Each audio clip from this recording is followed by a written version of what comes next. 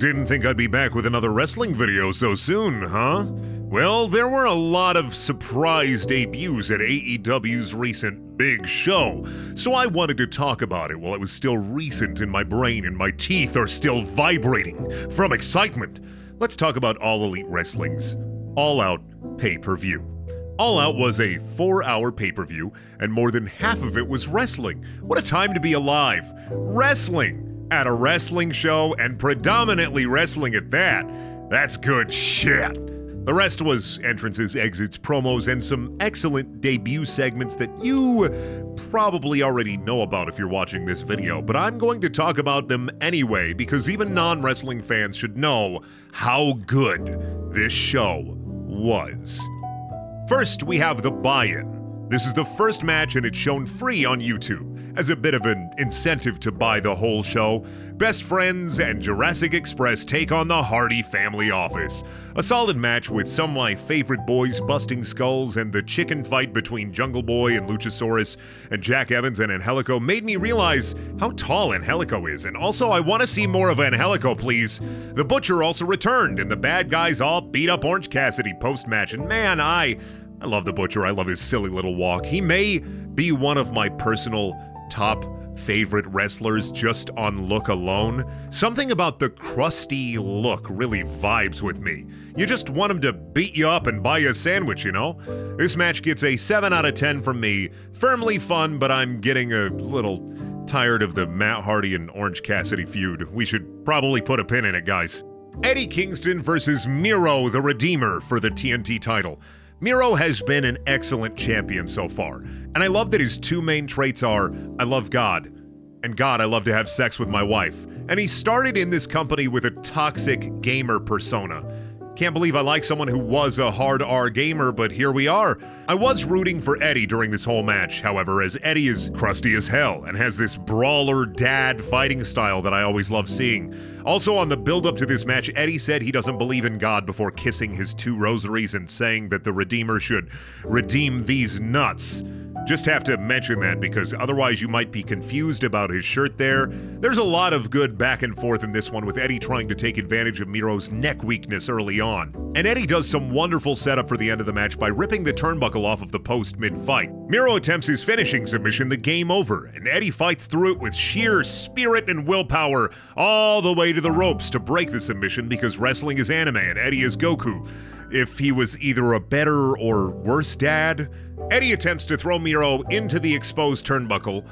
Referee stops him. Miro redeems Eddie's nuts and then his face. Miro retains the TNT Championship, and this was a great match with a short build, but I loved it. 8 out of 10. Hope Eddie beats him up. Jon Moxley versus Satoshi Kojima. Listen, all I know about Kojima is that he likes bread a lot, but this was just a really good match. I love Moxley just beating up these old Japanese dudes, and maybe this is a sign that I should watch more New Japan. Kojima was also impressive as hell for a 50-year-old, and I'm excited to start trawling through his matches on YouTube. Both of these guys complement each other really well, and just like the rest of this pay-per-view, it's must-see wrestling. Mox puts away Kojima with 2 paradigm shifts, and then, at the end of the match, the goddamn murder grandpa. The murderous old man. Suzuki in AEW. Holy shit. I watched John and Suzuki's match last year at New Japan Pro Wrestling's The New Beginning, and it was stiff as hell. And I'm excited, as hell, that a pay-per-view worthy match like that is going to be on weekly television. 7 out of 10. Dr. Britt Baker, DMD versus Chris Statlander, wherein Dr. Baker defends her territory and title against an extraterrestrial. Chris Statlander is 1, great in the ring, and 2, has a goofy gimmick. That's all I need.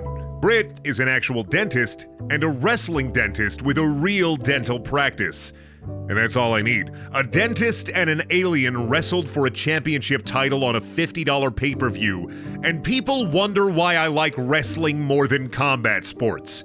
The match itself is very good. I love Statlander's moveset, and really all it needed was more build-up. Show more women on television, AEW, please. Your last champion, Shida, had the belt for a year, and hasn't shown up on television since she lost. Okay, I'll stop souring the good milk that this match was. Britt's curb stomp, Pittsburgh Sunrise, and Lockjaw all sealed the victory for her, and the DMD is still the MVP. 8.5 out of 10. The Young Bucks versus the Lucha Brothers for the AEW Tag Team Championships. This is, by and far, my favorite match of the entire night. A steel cage match between two teams of two bros, and Rey Fenix gets to do crazy shit in a cage. This might have been the best tag team match I've ever seen. They didn't have to worry about tags, they got bloody, and nothing pisses me off more than when someone rips a luchador's mask. At one point, Matt Jackson pulls out a shoe with tacks pinned to the bottom, and Penta goes in to take the hit for Phoenix as his older brother, and let me just say, I can run beat for beat, I can run move for move, I can run shot for shot, but if you want to watch anything wrestling based at all and walk away from this pay-per-view with one match, then this is the match to do it. The Lucha Brothers beat the Young Bucks after some aforementioned crazy Rey Fenix shit and tag team tandem moves, and are the new tag team champions. I love how AEW's tag teams aren't an afterthought. There's no better team to take the belts off of the Young Bucks right now, and no one deserves it more than the Lucha Brothers. This was perfect. 10 out of 10. The Women's Casino Battle Royale. I didn't hate this, because a bunch of great talent had a chance to be showcased, but every casino battle royale is kind of a disaster to watch. 90% of the time when you have to show an infographic to explain the rules of the match, it's too much for its own good. That doesn't mean it wasn't good wrestling or the women were bad, not by any means. I'm just of the mindset that the Royal Rumble rules of a new entrant every couple of minutes is the best possible choice for a match type like this. This Battle Royale has 4 squads of 5 women enter the ring based off of a suit of playing cards, and the last person is a joker, and it's Ruby Soho, formerly Ruby Riott of WWE. I stopped watching WWE before she did too much, but I mean, I know her from watching highlight videos on YouTube every once in a while. She seems cool. I like seeing Nyla do Nyla things and Jade Cargill do Jade Cargill things, and the 5 to 10 seconds of Lulu Pencil also made me very happy. But the format of these casino battle royales it jumbles everything up. Having 5 people enter every so often just means that you have to A, hit all of their entrance music like a cacophony of screams and death and torture. It just does not click. It's just boop, boop, boop, boop, boop. And B, every entrance there are still always at least 2 to maybe 3 people in the ring. So you have this procession of people pushing for a prime push in a pursuit for pure performance. Basically, it's a lot, and it needs to be a bit less. Otherwise, it was more of an I Spy of enjoyment for what wrestlers I like that haven't been on television enough. I saw Abaddon, I saw Shida, I saw Lulu Pencil, and I saw Emi Sakura, I saw Nyla, I saw Jade. Ruby Soho might be cool. This was fine. 6 out of 10. MJF versus Chris Jericho. MJF, on his entrance, decides to trick fans with a mock-up of Chris Jericho's Y2J entrance from back in the day. And yeah, I'm a dumbass. I immediately thought, holy shit, they got the rights to that. And no, just one of the best goddamn bad guys in wrestling, once again pulling a fast one right over my stupid idiot head. Jericho's entrance was, woof. They had the guitar guy from his Fozzy band or whatever, and I don't think it sounded the way they wanted it to. The crowd was there to sing the lyrics to his theme song, Judas, but timing with the live guitar was pretty off. The match, however, was not off. The stipulation for this match was that if Jericho lost, he would never wrestle in AEW again, and instead would wrestle with ghosts or whatever else he does on his podcast. I'm also sad Max never calls him Cringe Jericho. I think that's perfect. Me not liking Chris Jericho as a person aside, the match was good. Everything up until the false finish had me rooting for Chris Jericho, the wrestler, to be able to wrestle more, and for a brief flash in the egg pan of my mind, I thought MJF had successfully retired Chris Jericho. But alas, the referee noticed, and Cringe Jericho pulled out a submission. You know what I really wanted to see? Chris Jericho's current finisher is this dumb elbow hit, but a few weeks ago he hit it off the top turnbuckle and it looked awesome. It's called the Judas Effect. More of that, please. Match gets a 7 out of 10. CM Punk versus Darby Allin. I'm gonna say it, this was a good match. This was a great match, but it still was not my favorite match. CM Punk slowing down Darby Allin and even using spots from a Bret Hart versus the 1-2-3 Kid match is a great reminder that Punk is a damn good wrestler, and Darby was the perfect foil for him to come back to the ring. Going forward, however, I hope they set up something other than grizzled veteran comes back to help young talent, because it's kind of boring. Don't get me wrong, this was a great match, and I am stoked for Punk to be back, but the Lucha Bros match is still fresh in my mind and my absolute favorite, and nothing can top that. But Punk was good. He was great. Darby was good. He was great. I can't wait to see more from Punk, and I can't wait to see more from Darby.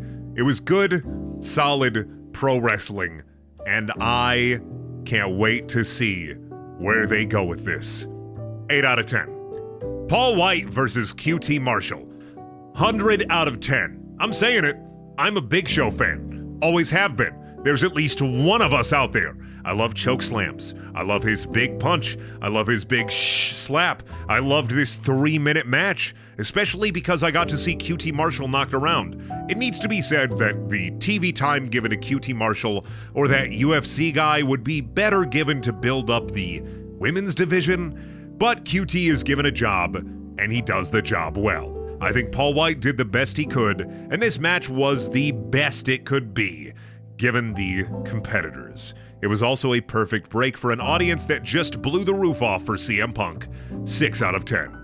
And now it's time for your main event. Kenny Omega versus Christian Cage for the AEW World Championship. Ever since I saw Kenny dressed up as Sans, I knew I was going to like this guy, so I had to go back and watch a garbage truck full of his matches. And even as a dorky, bad guy, I can't be mad at Kenny Omega. Christian was never a big favorite for me as a kid. I didn't watch a lot of TNA, and this match made me appreciate him more as a competitor, because until this match, I never really felt like I got him. 2 tables broken, a string of V-triggers, and a lot of good goddamn wrestling right up until the finish, wherein Kenny switched Christian's finisher into his own for the 1, 2, and 3, made this match phenomenal. Given that Christian already had a win on Omega and the fact that the Young Bucks lost earlier in the night, I really didn't know how this one was going to go, but go it did. Kenny Omega is still the AEW World Champion, and the longest reigning one at that.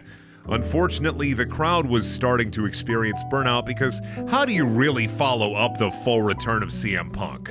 8.5 out of 10. You have Adam Cole come out, that's how you follow up that. Adam Cole is now All Elite, and man, oh man, the end of this pay-per-view had it all, didn't it? Oh wait, how could I forget that Bryan Danielson, formerly known as Daniel Bryan in the WWE, also premiered right after Cole in a perfect swerve.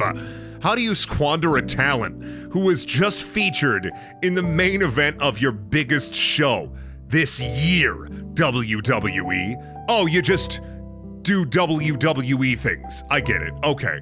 What a debut.